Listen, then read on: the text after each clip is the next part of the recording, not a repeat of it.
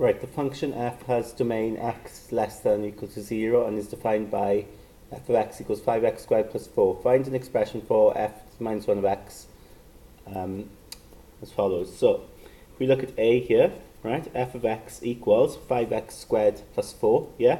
So to get the inverse, we rewrite that as y equals 5x squared plus 4, alright? No need to have f of x there now, we replace it with y, because that's what it essentially is. And we're going to rearrange this so we get x equals, right? So the x then is in terms of y, and that will be our inverse. So if we take the 4 over the other side, okay, we get that. Y minus 4 equals 5x squared. Then we divide then, because this is 5 times x squared, take the 5 over and divide. So we've got that. And then to get x equals, we need to take the square over, square root.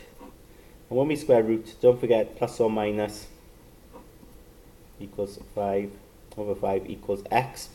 And then, right, remember now, before we go any further, we need to determine whether to take the plus or the minus, right? That's really important because a function can't be plus or minus, right? So when we define our inverse function down here, we need to have determined, first of all, whether it's plus or minus.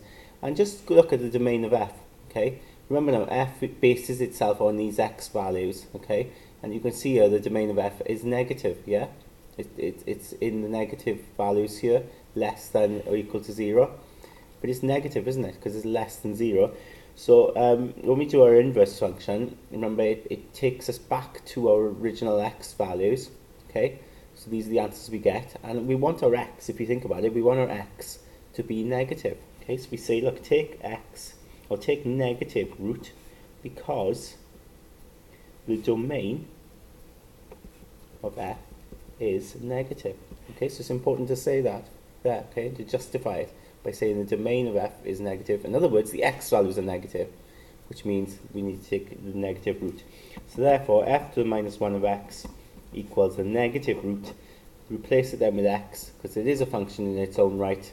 We want it in terms of x. So that's part A answered.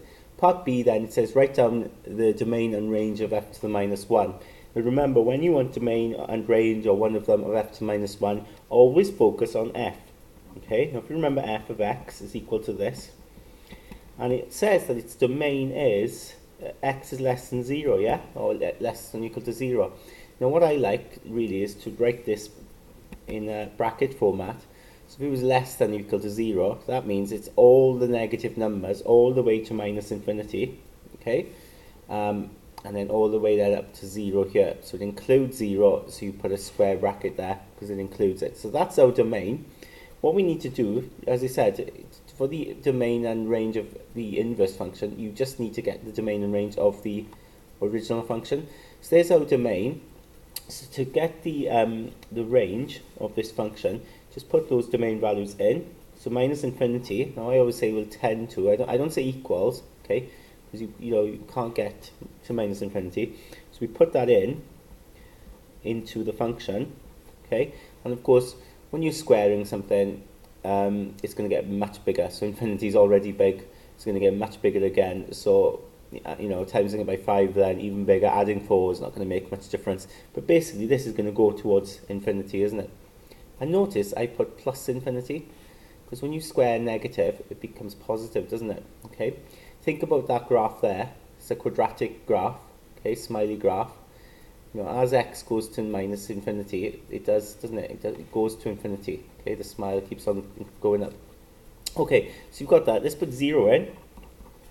So 5 times 0 squared plus 4 equals, then that would be equal to 4. Okay, so our range will be, right now, let's be careful here. 4 is the lowest. Now I can put a square bracket there, because 0 is included, isn't it? 0 there in the domain was included. So that means 4 is included in the range, and then it goes all the way to infinity. And then to get the domain and range of the inverse function, remember, you just say the domain of f to the minus 1 is simply the range of f, okay? Right, which is for infinity.